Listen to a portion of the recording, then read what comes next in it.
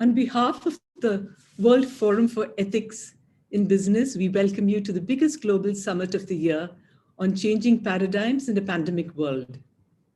The World Forum for Ethics in Business is a public interest foundation registered in Belgium. The mandate of the forum includes establishing indispensable ethical foundations of business in a globalized world. In this session, strengthening mental health at the core of peace building, development, and humanitarian work, the International Association for Human Values is delighted to partner with WFEB. I'm Rukmini Prabhakar. I head Sustainable Development for the Art of Living. I've been actively involved with the Art of Living and the International Association for Human Values in various regional and global roles for the last 23 years, and have been working in the grassroots in projects rooted in all 17 Sustainable Development Goals of the United Nations. It's such a privilege for me to be moderating this panel of passionate developmental experts who've been working years and years to mainstream mental health in peace building, humanitarian response, and development globally. Representing UN bodies, governments, and other national and global institutions, these people realize that taking care of the hearts and minds of people impacted by conflict, disasters, climate change, and poverty is as important as influencing policy and creating infrastructure. What do? What makes them tick? Why do they do what they do? How can we work together to put individuals and their families back in the heart of the peace and developmental process?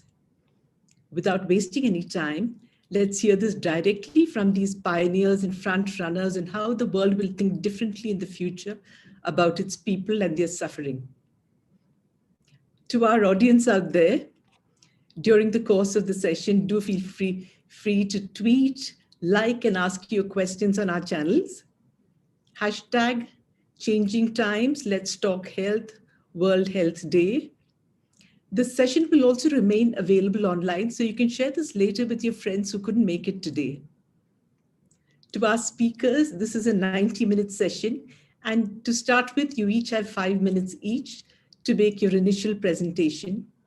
We would want to encapsulate the entire wisdom of your experience in this little time capsule.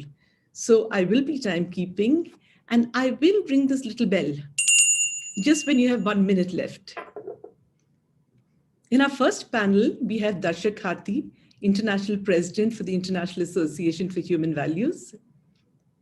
We have Dr. Ravi Gregorian, Director and Deputy to the Under Secretary General, the United Nations Office of Counterterrorism. We have Phyllis Ordabas Galdai, Executive Director of IAHV USA. And we have Dr. Dara Gheramani, a research professor and neuroscientist in the Department of Psychiatry and Biobehavioral Sciences at UCLA.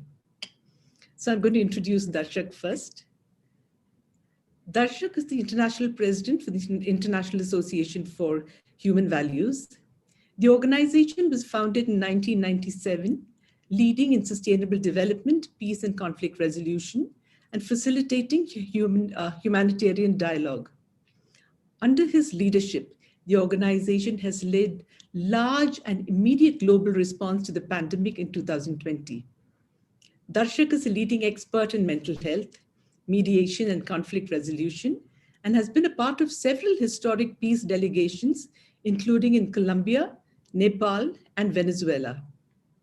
Darshak, over to you to talk about IAHV and the pillars of your work and your strategic priorities in a post-pandemic world. Namaste. Thank you, Rukmini.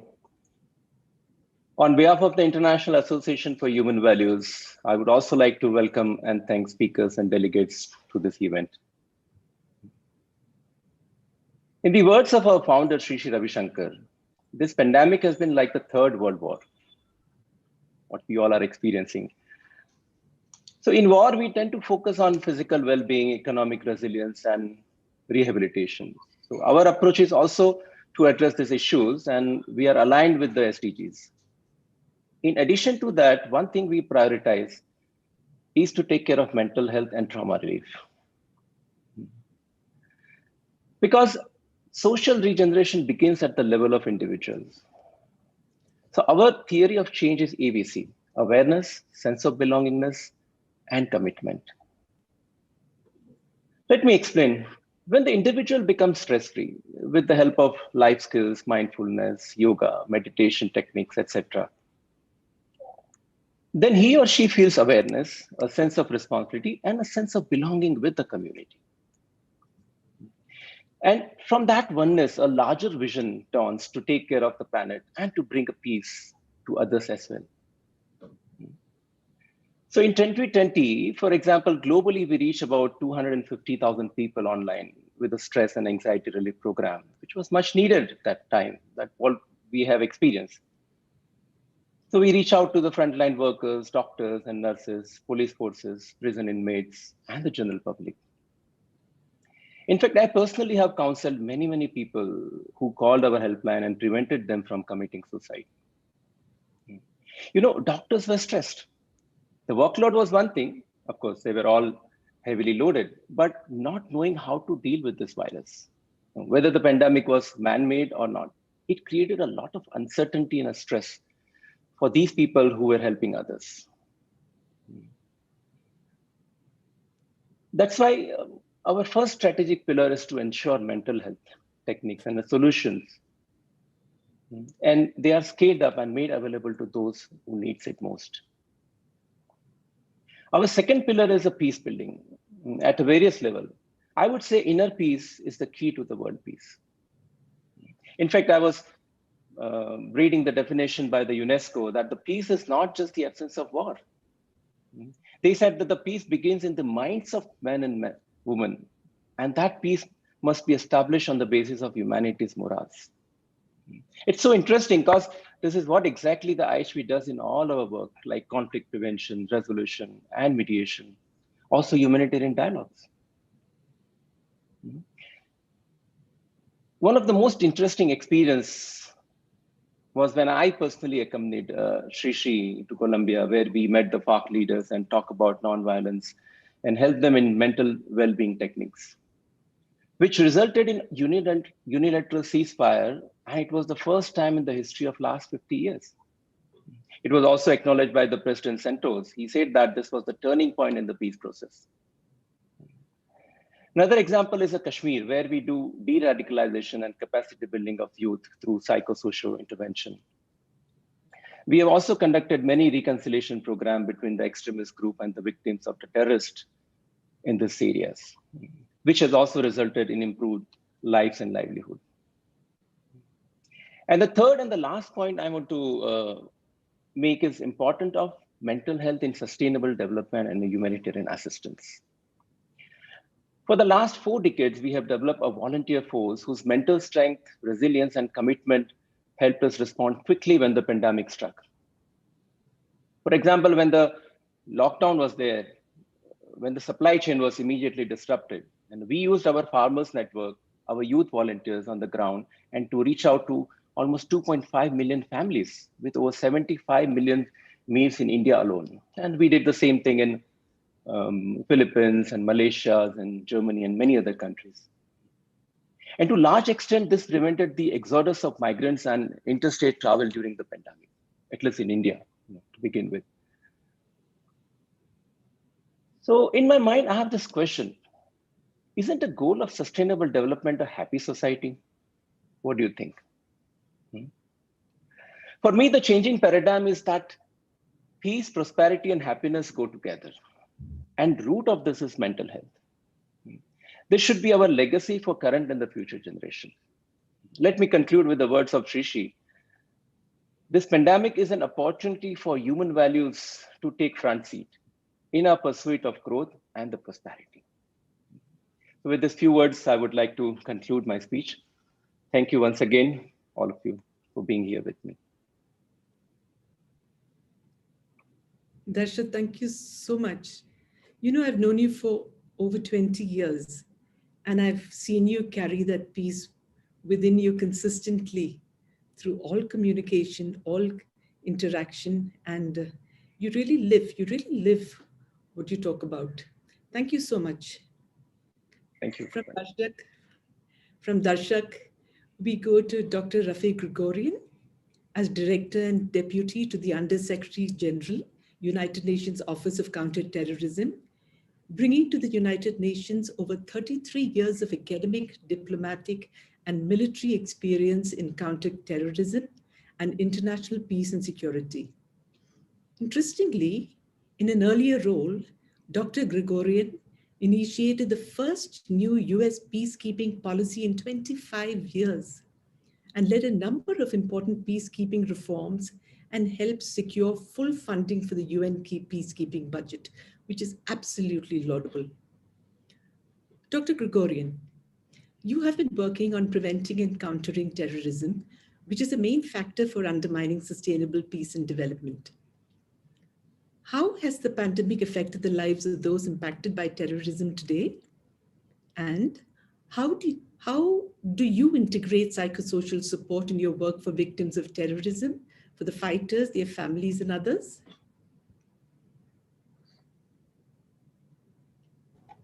Thank you, Chair, and thank you, ladies and gentlemen, for inviting me to participate in this interesting panel discussion on mental health and psychosocial support in peace building and development.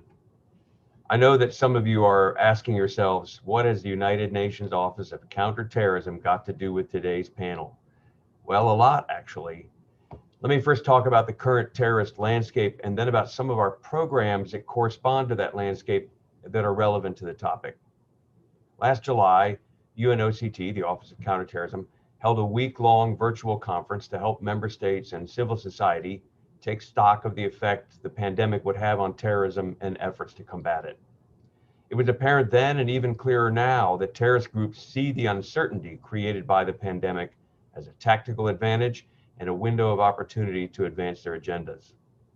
They are exploiting the significant disruption and economic hardships caused by COVID-19 to spread fear, hate, and division, as well as radicalize and recruit new followers.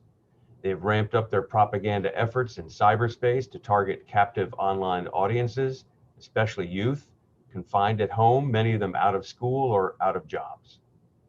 With their ability to conduct attacks overseas stymied by pandemic-related travel restrictions, terrorists have continued to inspire others to attack at home. But they have also sought to take advantage of government forces redeployed to address or weaken by the effects of the pandemic. The result has been an upsurge in terrorist attacks in the Sahel and parts of sub-Saharan Africa, with ISIL and Al-Qaeda regional affiliates there gaining autonomy, strength, and ground. The pandemic has also impeded efforts to repatriate tens of thousands of mostly women and children left over from ISIL's territorial last stand and who now remain stranded in camps in northeast Syria, their countries of nationality unable or unwilling to take them back. Meanwhile, vital services for victims of terrorism, such as criminal justice processes and psychosocial support, have been badly affected, along with their access to their invaluable peer support networks and ability to commemorate. Ladies and gentlemen, this year marks not just the 20th anniversary of the 9/11 attacks, but also the 15th anniversary of the UN's four-pillar global strategy to counter terrorism. The strategy's first pillar is the effort to address the conditions conducive to the spread of terrorism. Activities under Pillar 1 constitute measures associated with preventing and countering violent extremism conducive to terrorism. PCVE, as it is known, occurs close to the nexus between development and security, which also relates to this conference's subject. So with that in mind, let me highlight three important focus areas of UNOCT PCVE efforts. First, upholding the rights and needs of victims of terrorism, including victims of sexual and gender-based violence and children affected by terrorism, is central to accountability, healing, and prevention in order for societies to break free from terrorist violence. Victims of terrorism often require longer-term multidimensional support to help them recover and cope with trauma, which for many victims has been re-triggered by the pandemic experience. UNOCT's Global Victims of Terrorism Support Program is providing technical assistance and capacity building to meet the needs and uphold the rights of victims of terrorism by requesting member states. UNOCT has also moved many of its activities online and connected victims and victims associations together to build their resilience in the face of the global crisis. This year will be a landmark year to strengthen our support for victims of terrorism and their families, particularly with the holding of the first UN Global Victims Congress and the annual International Day of Remembrance of and Tribute to the Victims of Terrorism in August. Second, repatriating, prosecuting, rehabilitating, and reintegrating foreign terrorist fighters and affiliated individuals stranded in the conflict zone, especially women and children. More than 2 years after the territorial defeat of ISIL, some 27,000 foreign children are still in harm's way in camps in northeast Syria, including about 8,000 children from some 60 countries other than Iraq. 90% of them are under 12 years of age. In response, we have developed a global framework of 15 UN entities to support requesting member states with regard to individuals returned from Iraq and Syria, including protection of and psychosocial support for the children among them, but also measures that help states rehabilitate or reintegrate those associated with UN-designated terrorist groups. The global framework also helps states organize to hold accountable those persons who committed grievous offenses. Third, our international hub on behavioral insights to counterterrorism, recently established in Doha, will address risk and resilience factors and develop behaviorally informed interventions that effectively prevent and counter violent extremism. This will add a crucial new dimension to our understanding of why and how people become radicalized to violence and where we can intervene most effectively to halt the radicalization process. Strengthen mental health and psychosocial support at the individual and community levels can prevent radicalization by addressing some of the cognitive vulnerabilities that violent extremists exploit. Creative use of behavioral insight methodologies can provide solutions to address these challenges. Lastly, our UN Counterterrorism Center has also developed a new global PCVE program to streamline our offers of support in partnership with UNDP and other UN entities under 9 mutually reinforcing portfolios, including education, human rights, youth, and strategic communications. This program will ensure that we mainstream gender, conflict sensitivity, monitoring and evaluation, and the do no harm principle into our PCVE work. Ladies and gentlemen, in today's isolated work and pandemic stress environment, mental health and psychosocial support are crucial for building resilient communities. UNOCT and the 43 entities that make up the UN's Global Counterterrorism Compact are fully committed to supporting member states and our civil society partners in addressing all these challenges. We look forward to continue working with all of you to pursue new projects and innovative ideas that will take us one step closer to a future without terrorism. Thank you, Chair.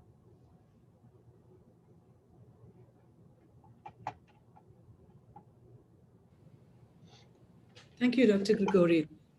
That's very, very valuable work being done by UNOCT, not just for victims and the terrorists themselves, but for any one of us who could be a victim today, tomorrow, day after. And thank you again. We're very grateful for the insights that you've given us that we normally wouldn't be getting. Thank you. So with this, we move on to IAHV, the global story. Darshak gave you a certain perspective as the president. And now I'm inviting Phyllis, who is the executive director of IAHV USA and leads IAHV's governance, strategic partnerships, and public relations. Her engagements include serving at the Secretary's Subcommittee on Women at the US State Department and the Lessons Learned Working Committee at the US Institute for Peace. She has also overseen the implementation of several of IAHV's federal grants for women empowerment programs in Iraq since 2004. Phyllis, an old friend, can you tell us about all the amazing work that IAHV has been doing globally? Thank you very much, Rugmani. It's a pleasure to be here, and good morning, good afternoon, good evening to every one of you.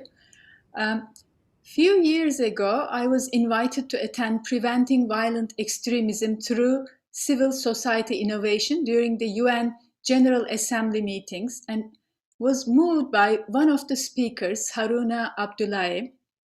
He's a president of an NGO in Niger, who shared the horrendous stories of violence and suffering that Boko Haram inflicted in his village. During the break, I introduced myself and told him about our trauma relief courses.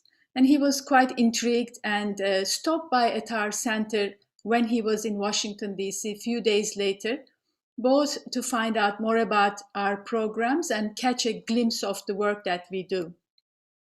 I led him in through a guided breath-based meditation technique, which was a first and a deep experience for him. And when he finally came out, he said, I think I came all the way to the United States just to find out about this program. We need this. How can I take it myself, and how can I bring this to my community? And he was so determined to experience the course as soon as possible that he raised funds, I think through the Global Center in New York City, and flew with 4 of his staff to Nigeria to take the course. And since then, he has been working to meet all the requirements to become a facilitator for these workshops. The world needs people like Haruna who are passionate to bring relief to their communities, and the mental health needs of the world, of people, increase globally. As a non-profit NGO founded in 1997, IAHV is registered in more than 30 countries, but along with its partner Art of Living, operates in 156 countries. We work very much within the framework of the Sustainable Development Goals, and we do this in 3 levels. At the individual level, where people are struggling with anxiety and depression. At the community level, where these individual problems of stress and aggression are spilling over into the community in the form of gangs, drugs, and gun violence, where people, mostly youth, are both victims and perpetrators. And at the global level, where radicalized individuals are wreaking unimaginable carnage and violence across borders. We work with survivors of violence and empowering especially women and girls to overcome trauma and become agents of change within their communities. We also work to counter terrorism through rehabilitation and reintegration of ex-militants into mainstream society, preventing suicide for veterans suffering from post-traumatic stress, with at-risk youth in inner-city schools, students, refugees, prisoners, rebuilding trust between police, former gang members, and communities, and the survivors of natural and man-made disasters.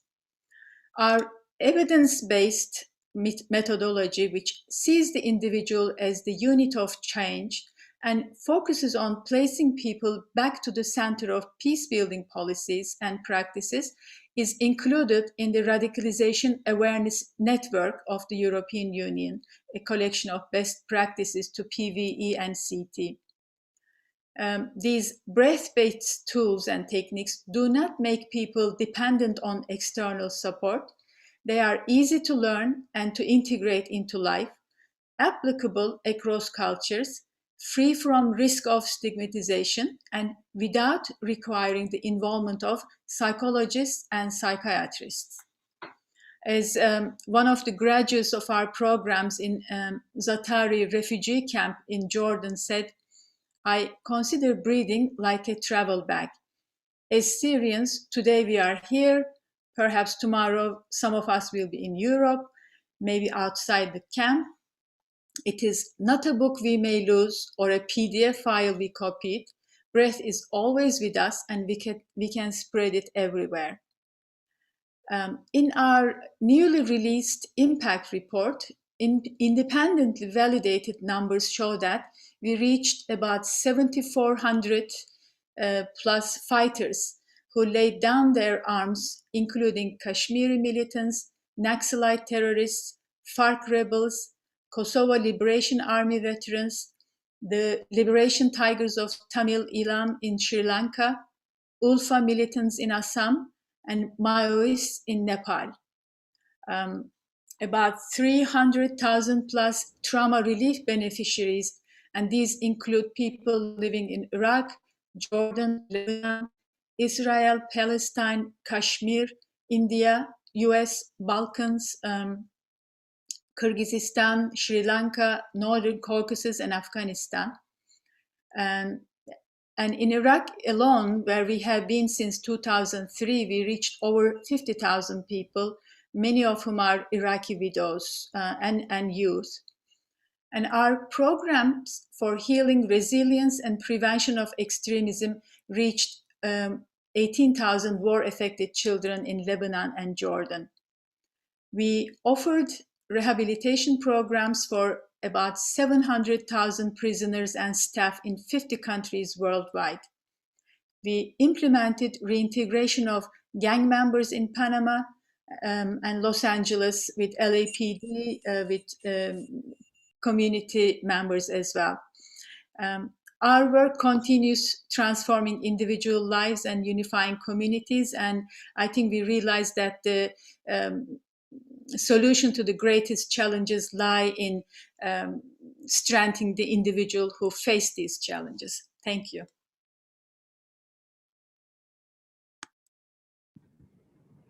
Thank you, Phyllis. That's very, very inspiring work that's happening all over the world by your teams, our teams. And, you know, I picked up on something that you said about evidence-based research.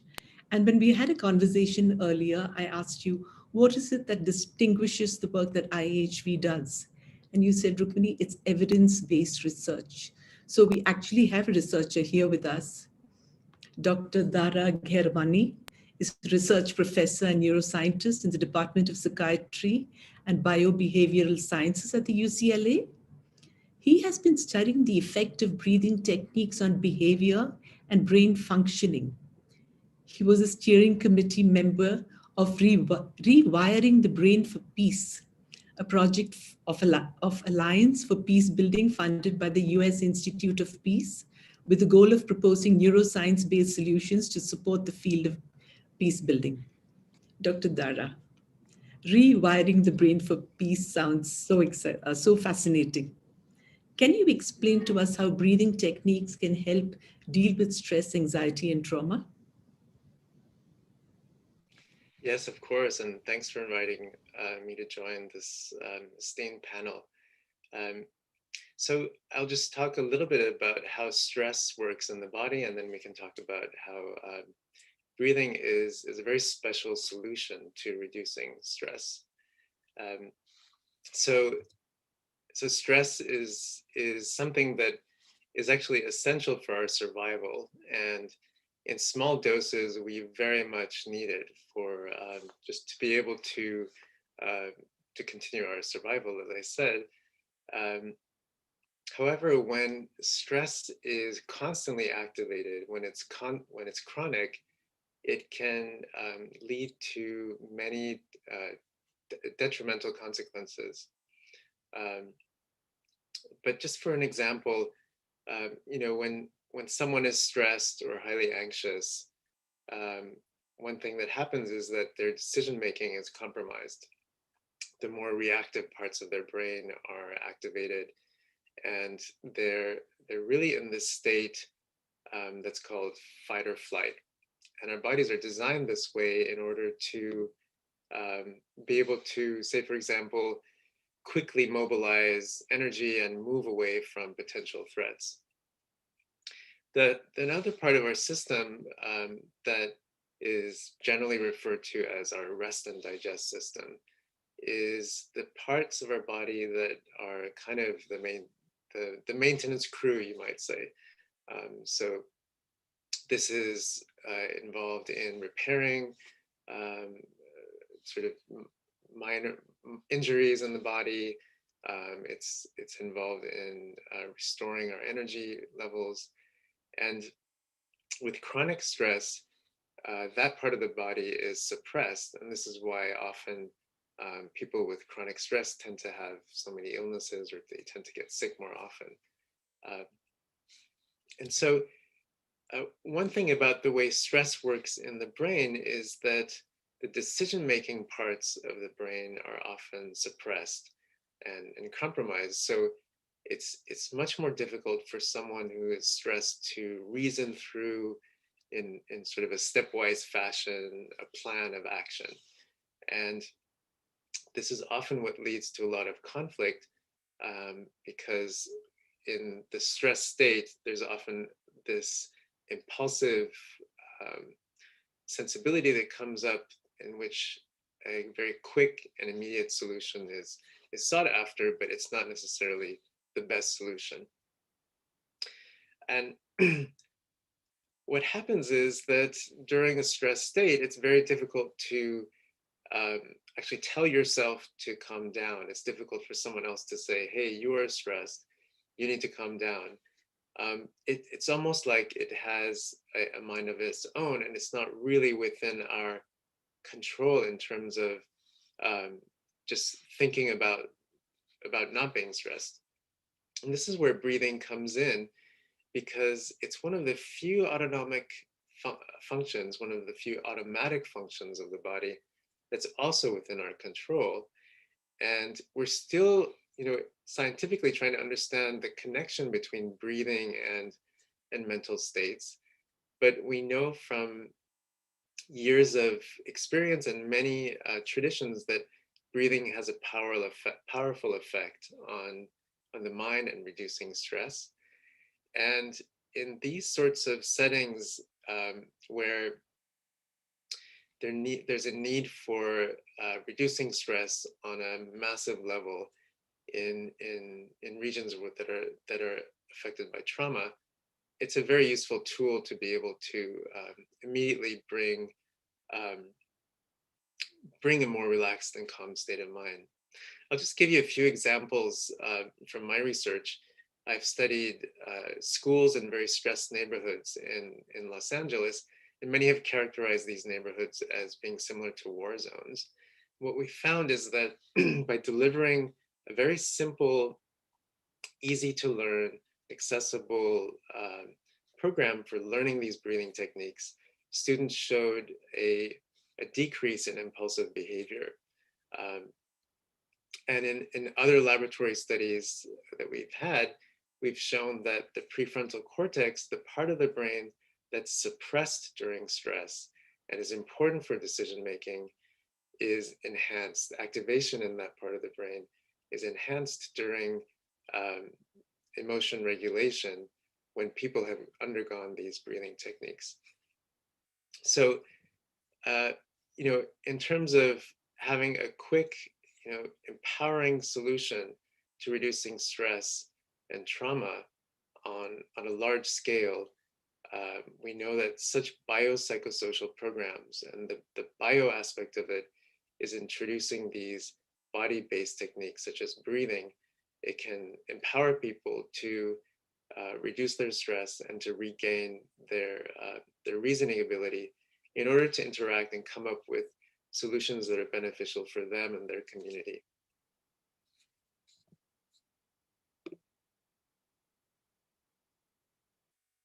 Thank you.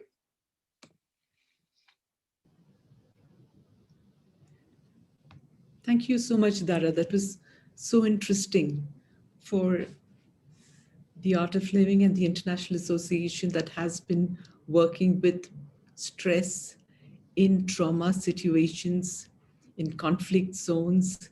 It is very important for us to have the entire scientific community work with us and other organizations working like us in peace building and disaster and humanitarian work to create greater synergies to make the work that we are doing more sustainable and impactful. Thank you so much. Thank you, Dara. So with this, we come to the end of the first panel. We move on to our next set of speakers, and this is really interesting because they bring in a certain vocabulary which is now trending in the world of development today. So there's an acronym called MHPSS. This expanded, it means mental health and psychosocial support, which in its deepest core means taking care of the hearts and minds of people impacted by conflict, humanitarian, or developmental challenges. For some of us, MHPSS in peace building and development is a no-brainer. Many organizations who work directly with people's realities on the ground just naturally integrate MHPSS into their programs for development and peace building. And yet, it took several decades for the topic to be discussed openly and with urgency at the global level. Today, we have a specific interagency committee and a global reference group on MHPSS and peace building. We also have ongoing efforts to integrate mental health more centrally in the UN peace building architecture. In our second panel today, we have key players who've worked passionately to lead this movement in different parts of the world. Through this session, we hope to be able to come together to integrate, find practical solutions to apply MHPSS in peace building development and humanitarian aid. The question to all the speakers to cover in 5 minutes is exactly the same. What is the importance of MHPSS in peace building and development? We would like to hear both your personal and professional perspectives. Second, how is your organization addressing this important aspect? At this point, I'd like to take the opportunity to introduce my co-moderator on this panel, Dr. Katrine Hertog, who also happens to be a speaker on the panel. And usually when I beam Katrine in from wherever she is, it's usually from a conflict zone into wherever I'm conducting a capacity building workshop. I think the last time this happened was when I was in Cape Town and you were in the middle of a conflict zone in Lebanon. You remember that? Anyway, Katrine right now is in very peaceful environments in the Black Forest in Germany. Katrine, over to you now. Yes, thank you, Rukmani. Hello, everyone. I'm very delighted to be with you all. Some of you I've known for quite some time, and some we are just getting to know better right now. But I'm very pleased to introduce as our first speaker of this second round of our panel, Nika Saidi from UNDP New York. She's the team leader for prevention of violent extremism as part of the conflict prevention, peace building, and responsive institutions. Among a wide range of experience related to women, peace, security, governance, religion, culture, and others, Nika also leads the UNDP workstream on mental health and psychosocial support. So Nika, we know UNDP and your team play a very important role in raising awareness and integrating MHPSS in peace building and development. Can you share with us what you have done and why you and your team are so passionate to work on this issue? Sure, thank you so much for having UNDP and me here. Appreciate it. And I think Romani mentioned about that integrating MHPSS mental health psychosocial support in peace building is no-brainer.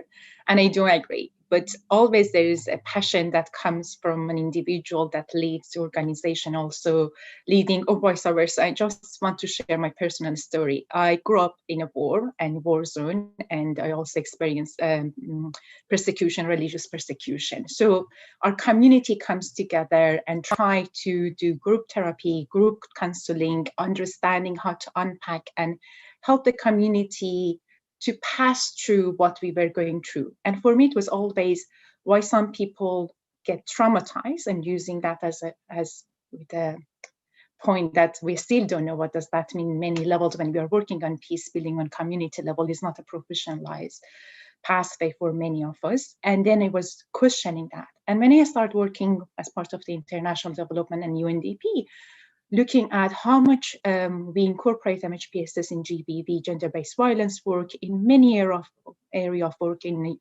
as part of the reintegration. And then I realized actually we do not have any clear standalone guidance or help or creating infrastructure to support peer-to-peer exchange around MHPSS, and understanding that we talk about development, humanitarian, peace building. Those are the ones that we use as a UN or as international development working together. For people, day-to-day life is integrated. They are dealing, they understand the dimension of mind, body, and soul and how they interact, and that's a life. All of us have what we experienced during COVID. So I say that because we realize, 20–30% of our country offices are either incorporating MHPSS as part of the work they do. That's the same that the Peacebuilding Fund has done in stock taking, and they realize 30% of their project are incorporating MHPSS in one way or another way as a standalone, as one of the outputs in the project. So there is a demand from the country offices. And UNDP is one of the organizations that implements 60% of the Peacebuilding Fund. So if you consider that 60% is being implemented by UNDP, 30%, 40% of what we are doing also incorporate MHPSS, that means almost 30% of the project that is being implemented in the world on peacebuilding, somehow UNDP has a say, and they're all contribute to MHPSS being integrated. So we did a mapping. We worked and collaborated with many of you here. We supported over the last 2 years to better understand where we should go. We realized that the first point is to create a policy guidance framework, and that's why we are now recruiting consultants to help us with developing a guidance. And the second is to advocate, and the third to be mindful of risk associated with just randomly integrating or naming whatever comes on our way as integration of MHPSS in peacebuilding. So with that view, we have been working over the last 2 years, and the first start was to connect, and that's why we are here, to connect the work that many NGOs, many experts, they have been leading to the work we are doing. For example, in 6 countries that we are incorporating behavior insight as part of our programming to ensure that programs are evidence-based, incorporating on the measure, making them stick. We have learned that there is integration of behavior insight and cognitive behavior, and how together they contribute to the change in behavior, to change that we're expecting to see as part of our intervention. Then also we have learned, we keep use counter narrative. I'm leading the work on PVE, and we use counter narrative, and we realize it's actually not a right way to go ahead, because many ways we work with Moonshot and we learn from them that providing alternative narrative, it's much better than actually countering. We can't change anyone's, if you counter their behavior or the ideology, that's actually by default is create reverse psychology. So there's a lot of learning need to be done, but the learning that it belongs to everyone, and it's shared with country offices. So basically at this moment, I know my time has come to the end, and I will be happy to answer the further questions. We are working very closely with the Interagency Standing Committee on MHPSS. We collaborate with organizations that are having this knowledge and expertise to help UNDP to further develop this framing, this policy and guidance around peacebuilding. And it's important steps moving forward. We have seen an increase in demand that comes to UNDP in better respond to the needs of member states. In Mozambique, as part of what's going on, we have received so much requests, and many other countries, Syria, and all of them are somehow providing support. And just moving forward, what we know, it's bringing 2 different professions, mental health and peacebuilding, to collaborate and work closely. And that's where the bottleneck is. Not only conceptually, but professionally, what does that mean on the ground, and extended coordination. So thank you so much. Thank you, Nika. So you end with a difficult question, which we will discuss further, but it's very insightful also to hear from you, who is so active within the UN system, and very encouraging that so much is already done, through different UN agencies on this topic, but also very interesting how you link, or you emphasize that on a personal level, we kind of all know it is integrated, and then, the force and the inspiration behind it to make it integrate on operational levels and policy making, etc. So thank you for not just you, but the whole team in UNDP and beyond for moving this forward. We have another very powerful actor in this field, the Ministry of Foreign Affairs in the Netherlands. I'm very happy to welcome Mariette Schuurman. She's the Director Stability and Humanitarian Aid in the Dutch Ministry of Foreign Affairs. Previously, She acted as the human rights ambassador of the ministry and coordinated the Dutch membership of the UN Security Council. She served as NATO's special representative for women, peace and security, and as the Dutch ambassador to the Republic of North Macedonia. So Mariette, welcome. We know the Netherlands has been playing an important leading role in developing expertise and mobilizing other countries and institutions to integrate MHPSS in emergency aid and peace building. So why are the Netherlands and you personally so passionate about this work? And can you tell us more about it? Thanks, Katrina, for the kind introduction. And I think after Nika's story, you know, I'm in all modesty, I'm happy to share our experience, but it's very much thanks to people and experts like Nika that we, I think, got in cooperation where we are. Maybe I think from what I wanted to share today, I think three takeaways, three core messages that I would like to say. The first is that mental health psychosocial support, MHPSS, for us really is at the heart of crisis response, peace building and sustainable development. It's the very essence of our common goal in these three disciplines to boost people's resilience. And as been said by many others before me, really the importance of mental health for people's resilience is really a no-brainer. And we know that from our own recent histories, but also our current experience. Our ability to cope and to overcome depends first and foremost on our mental strength.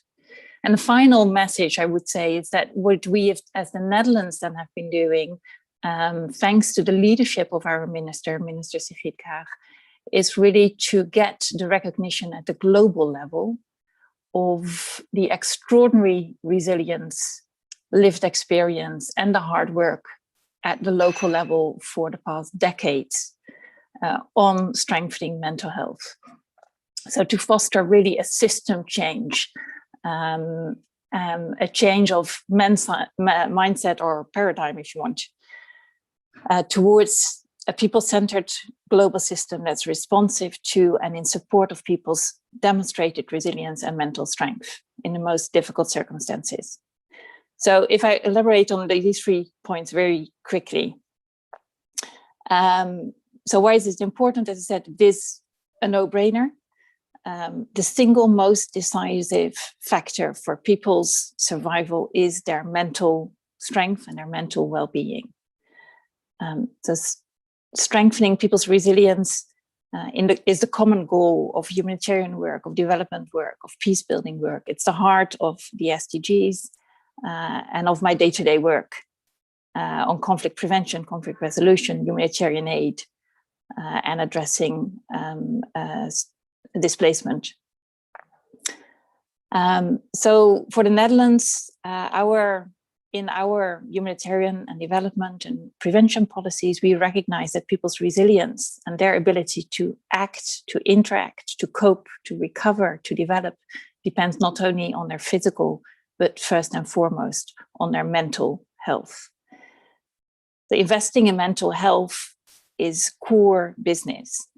It's a direct investment in people's resilience, and it increases the effectiveness of other interventions to that end that are focused on resilience and prevention. As I said, it's a no-brainer.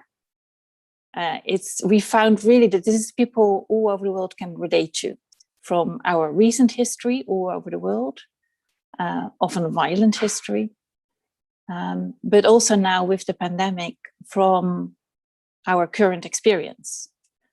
So COVID has not only revealed fundamental pre-existing faults in our system, inequalities and divides, but it also has demonstrated that we have a lot in common. And it has also shown to everyone around the globe how unsettling and deeply disrupting a crisis can be for one's basic certainties in life, and the stress caused by being out of control and out of touch. So it's also led to an increased understanding and awareness that mental health and psychosocial support in crisis is critical and at the core. So what we have done is really to try to get that local understanding recognized at the global level. We did that in the Amsterdam conference, in getting a global recognition of the importance of mental health and psychosocial support as a basic need in responding to crisis.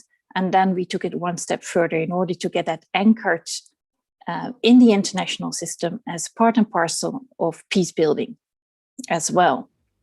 And what we did is we worked with experts like Nika and Friederike to come up with a set of recommendations for the Secretary General and for the UN system on how to do better in making really mental health, psychosocial support core business for all we do in terms of prevention and resilience and in terms of peace building.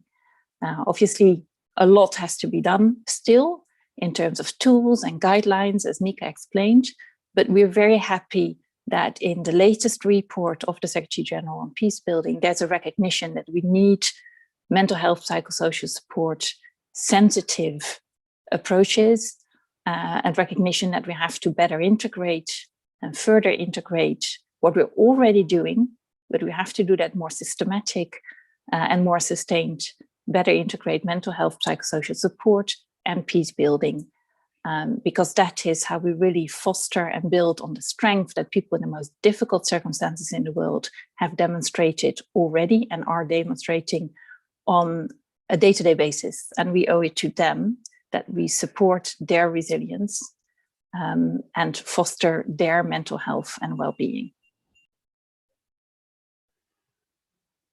Thank you so much, Mariette. It really speaks of a very strong drive, and you outlined very clearly the steps that are already taken, very importantly, and of course also the steps that we still can take together. And many times when I listen to representatives from the Ministry of in the Netherlands, the language is very ambitious, right? Let's make development and peace building people-centered. Yeah? Our Minister Kaag speaking openly about recognizing the soul. Yeah, so this kind of language is really very human-oriented and goes to the core of, I think, what many of us are aspiring. Rukmani, you want to introduce me? As a co-moderator and a panelist, since you can't introduce yourself, the privilege is absolutely mine, Katrine. Dr. Katrine Hertog is a peace builder, researcher, trainer, and practitioner of 20 years of experience in the academic and non-governmental sector. In her capacity as Director, Peace Building Programs for the International Association for Human Values, she has been pioneering the practice of psychosocial peace building and advocating for its integration in international peace building policy. My question to Katrina, can you tell us more about the integrated approach that IAHV has been taking and why you are so passionate about it? Thank you. So, yes, for sure. Listening just now to the contributions of our different speakers, I was just reminded that, with this no-brainer, I also had this kind of no-brainer feeling 15 years ago. But though I was speaking about this 15 years ago, nobody was really listening. But now there is an audience and now it is clear. So it's a very different climate. And I'm glad we are together. So, at the system level, it seems quite complex not to integrate MHPSS, peace building and development. But like some of us were already sharing, on a deeper level, it is almost intrinsically interlinked. When we look at the aspiration of MHPSS, in the broader sense, it is optimal health, which is much more than the absence of disease. And the aspiration of peace building as positive peace is much more than the absence of violence. When we go to the deeper level of the aspirations of both these fields, we feel they are already intrinsically interlinked. So IHV is working on these deeper levels of our human existence, so to speak. And so we have a model that is naturally kind of integrated, which is what I want to talk a little bit more about today, in the hope it is inspirational.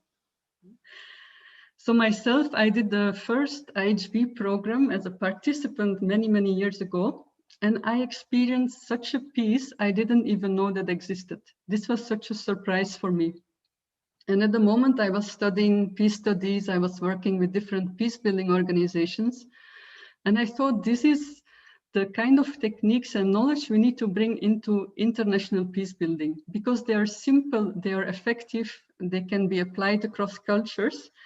And there was not so much attention at that time for the human dimension of peace building. So since then, I've been passionate about this. So our approach on Dr. Garemani already explained, like many organizations, we work on mindsets, on emotions, identity, the cognitive level, etc. But what makes our approach rather unique is the fact that we have this biopsychosocial approach, which Dr. Garemani explained. Yeah, we actually are rewiring our brain for peace. We are changing our physiology so that we are able to act peacefully under circumstances of stress and violence, where otherwise we would be more reactive. Yeah. So I remember I've also trained hundreds or maybe 1,000 prisoners in rehabilitation programs. And the feedback that they give at the end, most of the time, like that I heard the most, is now I think before I act. And this is exactly what we are talking about. We are enabling people to use peace building strategies when we are under stress, conflict, violence, and tension. And this way, we break or prevent the cycle of violence or conflict, because we are not acting that aggression, violence out, and we preserve people's well-being. Yeah, we are also not acting towards ourselves or towards others in a harmful way. So this is a very crucial and quite unique component where my colleagues Feliz and Darshak have already explained how it applies in so many sectors and with so many different populations around the world, in prevention, intervention, rehabilitation, whether it is affected communities, perpetrators of violence, whether it's the military, students, etc. Because we are all human and we are wired the same, we are breathing similarly. Yeah? So it's a very effective instrument. So on the personal level, IHV has this very comprehensive approach, going from the physiological level to deeply existential levels, yeah, where we really can gain trust and meaning again, and feeling of connectedness with the existence as such. At the same time, on our project level, we also have this integrated approach. Like, for example, our youth leadership program that we implemented in Lebanon and Jordan for vulnerable youth. We start from healing and resilience, and then when the youth are able to release stress and trauma, then we can empower them with skills, yeah, that they require. And in this way, they can start, when they are healed and strengthened from inside, then the next step is, you know, taking social responsibility and actually making an impact for development and for peace building in their communities and schools. So this is the model that we use and how we actually work from personal transformation into peace building impact. And we believe we need this in all sectors of peace building. You know, whether it's for DDR, we need trust. For development and vocational training, we need youth to be able to focus, etc. So we have a lot of evidence on that it works. Yeah? More than 70 peer-reviewed articles talking about how these techniques reduce depression, PTSD, and anxiety. And also a few, but not enough, studies on the social impact. No? For example, reduction in recidivism in US prisons, or reduction in impulsive police shootings in Brazil, etc. So I think my time is over. What I want to say as a last point is that we should see our human existence as a scale of potential, right? So we do not just address the consequences of conflict and violence, but we also help people to really fulfill their full potential and really thrive. So maybe the approach is a little bit broader than traditional MHPSS. And we are really moving and working with communities and individuals along that scale, wherever they are, till we all become peaceful and very active, empowered and skillful peace builders in our communities. Thank you.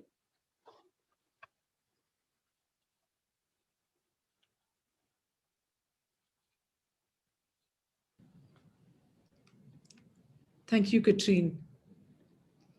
I've seen the work that you do. I've seen your work with the people. I know your heart is with them completely. And with the mind of a scientist, you bring a wonderful synergy into this area of peace building, for which we're extremely grateful. Now, from Katrine, I move to another panelist who's got extensive experience also from the ground.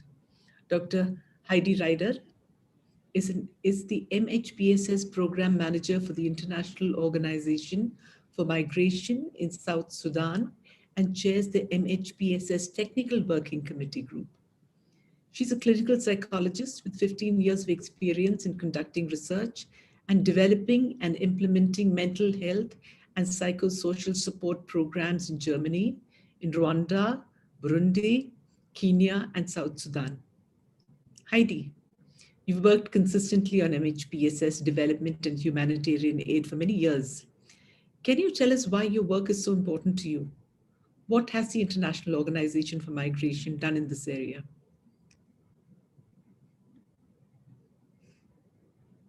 You're muted, Heidi, you're muted. Let me unmute myself. Thanks a lot for the kind introduction and for inviting me to this important panel, interesting discussion. Why am I passionate by the topic? I think this is something that has accompanied my professional development since the beginning when I was working in Rwanda with genocide survivors, trying to figure out how can people overcome those kind of experiences, atrocities they've gone through, and rebuild their lives at community level. Also specifically in a context where transitional justice was very highly discussed with the gacaca systems at that time being in place. So we were trying to figure out what do people need, how can they overcome those experiences and deal with daily stresses after the genocide. And I think those questions, finding out what helps people, what are the right approaches to use, what is context appropriate, and how does it fit into the broader peace building discussion, has kept me, has stayed with me since, and drives me, because there's still, as you said, a lot of questions that we need to answer and we want to find out about.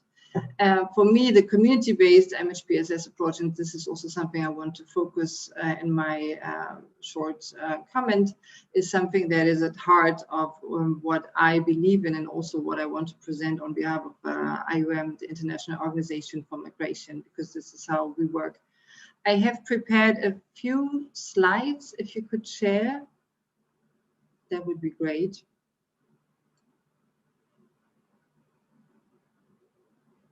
Yeah, next slide, please.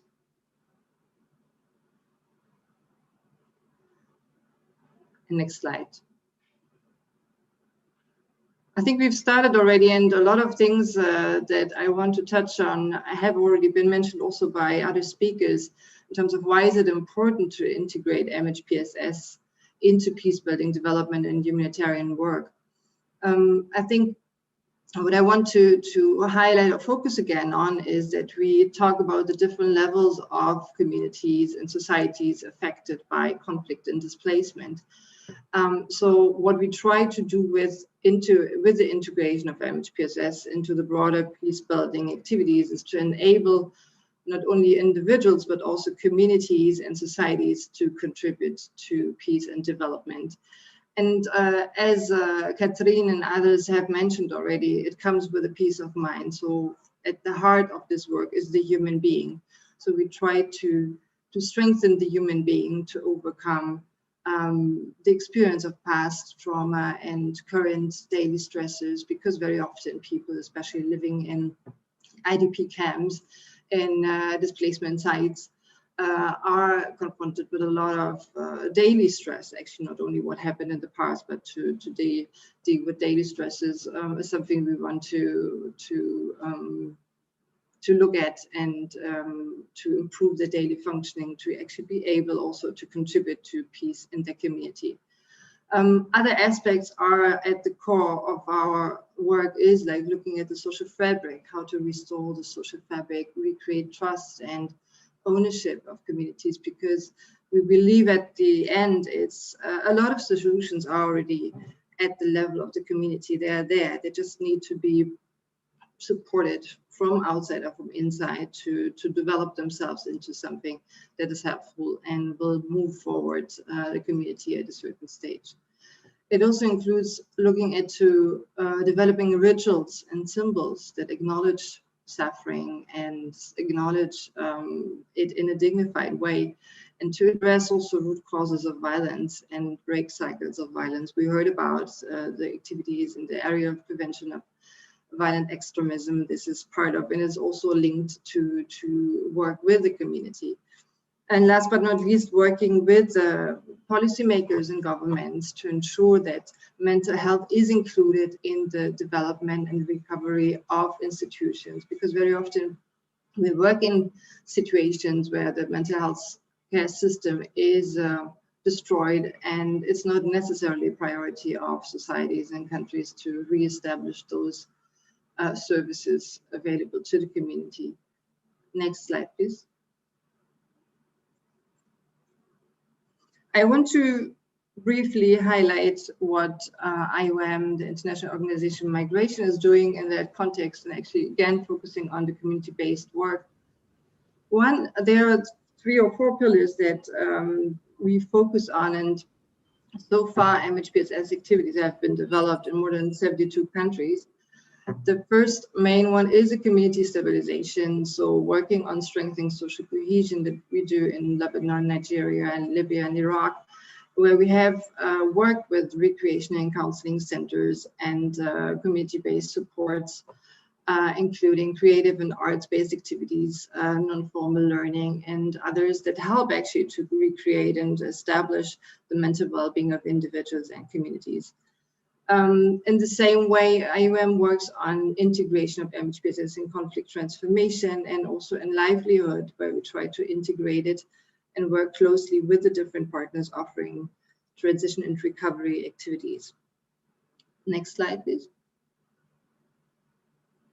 And the second the second elements that are relevant in the work on transition and recovery are linked to DDR activities, disarmament, demobilization, reintegration, that IOM has been working on for quite some time in terms of offering MHPSS to former combatants, reintegration of combatants, but also to affiliated family members.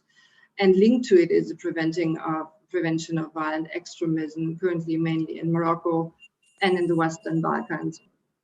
And last but not least, the reparation programs that IOM is supporting currently in Sri Lanka by guiding governments in terms of helping the reparation counselors offering those services to people receiving reparations. The last slide, and I come to an end. So there are different elements that are included already in the integration, but I think there's more that needs to be done in terms of interagency coordination to make sure that MHPSS and peace builders speak the same language, and that we also identify evidence and research that shows that there's an added value to the fact that we integrate MHPSS into peace building. I think there's still much more that needs to be done in terms of advocacy as well, to ensure that we have longer term projects that also allow us to provide enough flexibility and adapt our programming to specific contexts and place. Thanks, Romani. Handing over to you.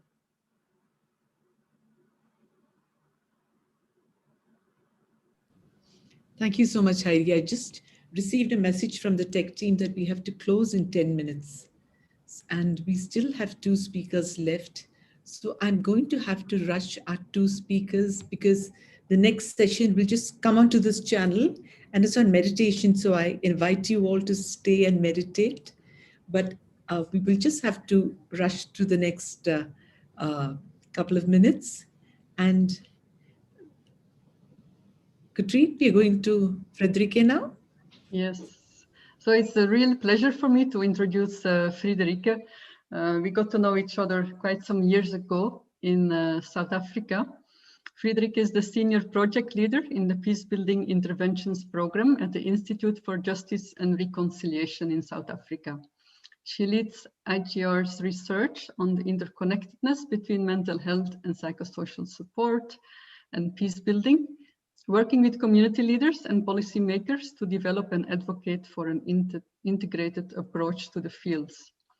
In this capacity, she was instrumental in establishing the global reference group on MHPSS and peacebuilding, of which some of us here are a member as well.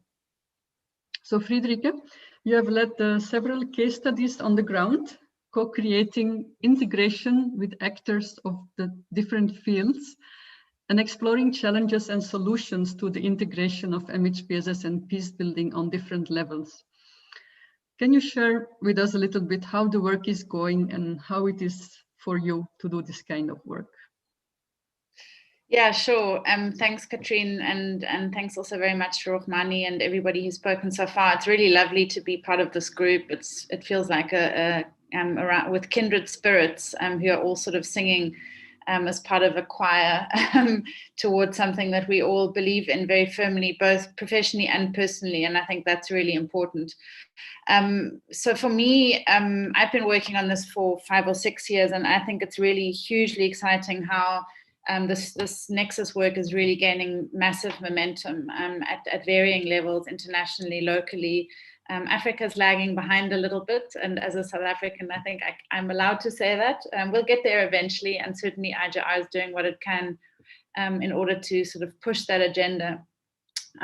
Just to say that everything that Katrine and Heide in particular, but Mika and Mariette as well have added is very much part of what we're working on. And I love that there's already sort of a sense that there is a team of people working and who can support one another in this work.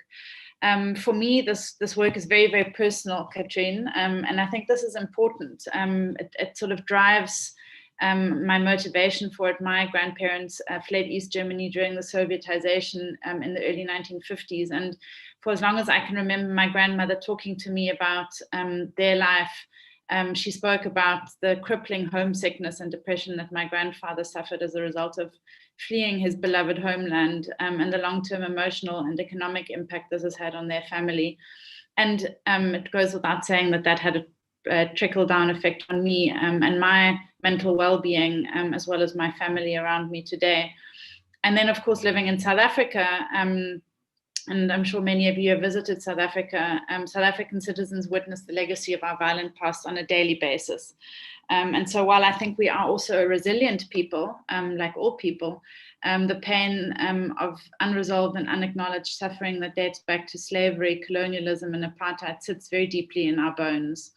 And this plays out in our country every single day as we witness all forms of violence, sexual violence, and gender-based violence in particular around the world. For me, it's quite simple. There cannot be peace without peace of mind. Conflict destroys not only infrastructure, it disrupts social fabric and destroys the fragile links that govern the functioning of a healthy society. And so for me, MHPSS and peacebuilding practitioners must work together to rebuild societies. And while it is a no-brainer, we have a lot of work to do to get there.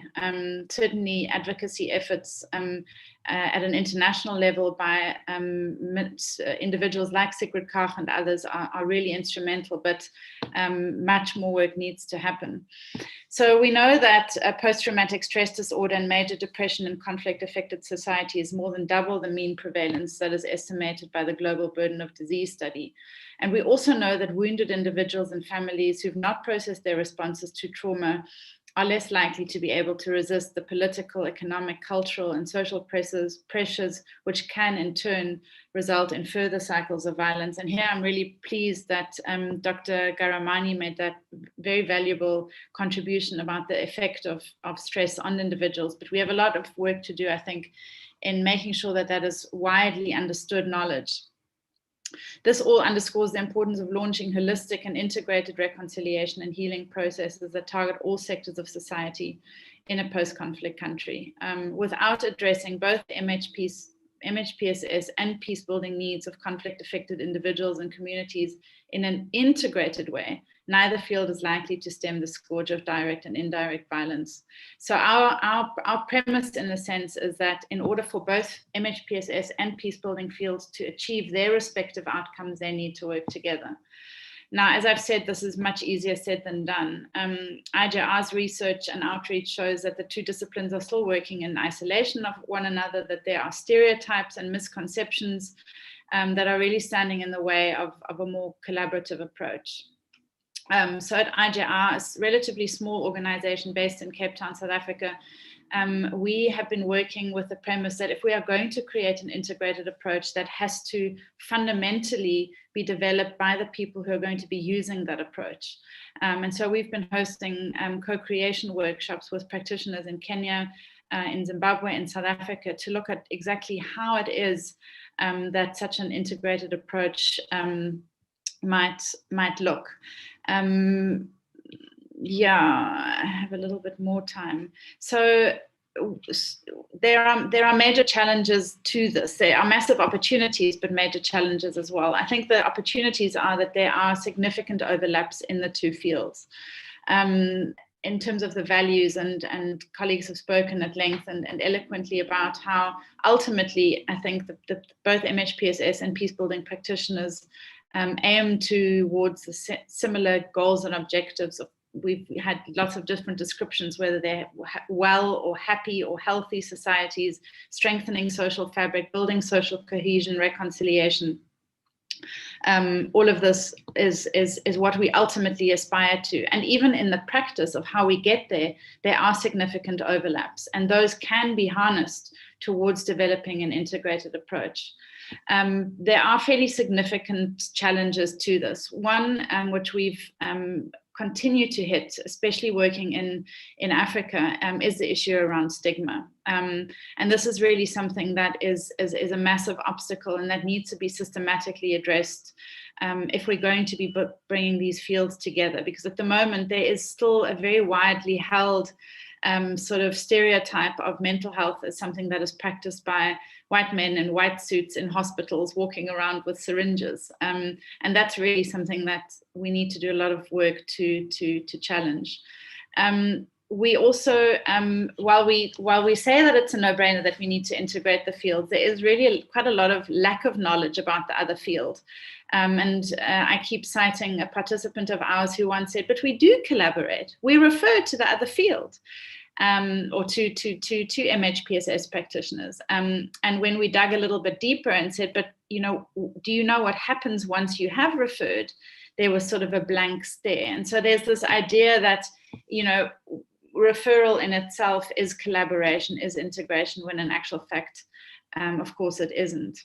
And then there's an interesting development, and I'm really pleased that Haida spoke about daily stresses, which is this sort of overuse and over-reliance of the word trauma as a catch-all phrase for everything. And I'm speaking specifically on behalf of peacebuilding colleagues that I work with. I'm observing trauma being used as a term to describe everything from gross human experiences resulting from gross human rights violations, to sort of being stuck in traffic, to not being able to pay school fees. And I think that's quite problematic. And I think we, in particular as peace builders, need to work to develop a much more nuanced understanding of the available language. And certainly the notion of daily stresses here is really, really important. But I'm really pleased that there is a wide spectrum of participants on this call, because I think that's what we need. We need donors, we need policymakers at a top level, but we also need people representing, or ideally themselves speaking on behalf of community practitioners who are doing this work and who are going to have to be implementing this integrated approach that we're advocating for. Thank you. Thank you, Friederike, for your so well-informed and lived-through experience. It is clear that you're breathing this work also, and you have lots of experience working with many like-minded people. So now, briefly, we would like to invite Charmaine Kunyeng to give some points on how we can move forward. And then, in case there is no time left for all of us to share, we may consider doing a sequence of our panel with exactly the same group so that we can brainstorm, maybe not live on YouTube, but to discuss the other questions if there's an interest. But in the meantime, definitely put your thoughts also in the chat in case that we are kicked out of our panel before we properly conclude. Charmaine, can you share with us in a few minutes some of the suggestions to move forward? Charmaine, you have very little time left because the people from the next panel are already entering the room. I'll make it very quick. So from a no-brainer for everyone, I hope to hear a no barrier to NGOs like us who implement MHPSS in peace building on the ground. So this is basically a wish list of to people in this panel to look at how we can create a supportive environment for NGOs like us to be able to apply and actualize all our wishes on the ground. So like many said, we need that policy framework. So even in the Philippines, MHPSS is recognized by the government, but it's not included in the National Action Plan for PCBE. So like Nika said and Mariette said, we need the guidelines, we need the policies, national policies in place. And then, like many of you said, we need the research of evidence-based techniques. A lot of NGOs here say that they have integrated MHPSS in their peace building work. But if you really look deep into it, it's just usually a 1 to 2 day art therapy that they give to trauma survivors, but not really done in, not processed with by trained professionals. So we need more quality research on what works, what package of MHPSS tools is effective in peace building. And then, like a lot of you said, there's a bottleneck, no? And this integration of two sectors, health and peace building. So we face that when we're looking for funding.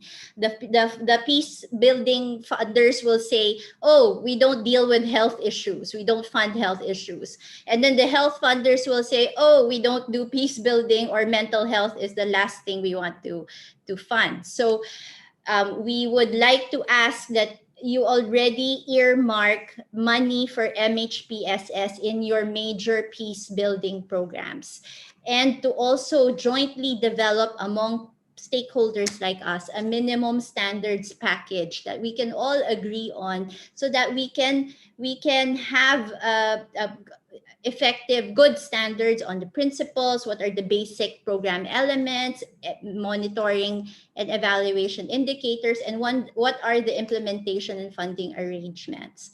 So we really would recommend not standalone MHPSS programs, because it's not a vertical health project, but it should be a multi-sectoral horizontal approach that that we collaborate with. So NGOs like IAHV can be the technical service providers for existing peace building organizations, and that we just integrate our projects into your existing projects so that we can have more cost effectiveness and we can scale it up much faster. Thank you.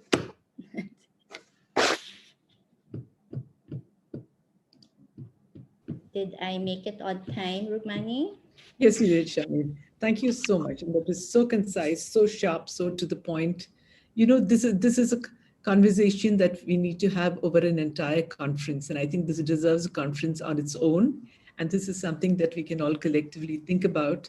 But in the meantime, we've got our panelists from the next session already in the waiting room. And so this is I'll have to take this opportunity to thank you all immensely for coming for this very, very important discussion. And I'd also like to thank the audience for being there and continue to stay with us. This is a conversation that we have to continue to take into platforms, into every platform that we can possibly get. How we are going to do it is something that we will be discussing. Our panelists have begun to write in their suggestions on our chat here. Join our next session. Okay, so this is time up. Thank you all. Thank you, everybody. And the next session is on media. It's on the role of media in the pandemic. First, we can meditate for a peaceful mind. Yes. Lovely to see you all. Thank and you. Let's stay in touch. Thank you. Thank you. Thank you, everyone. Thank you. Thank you, Money. Look forward. Thank you all.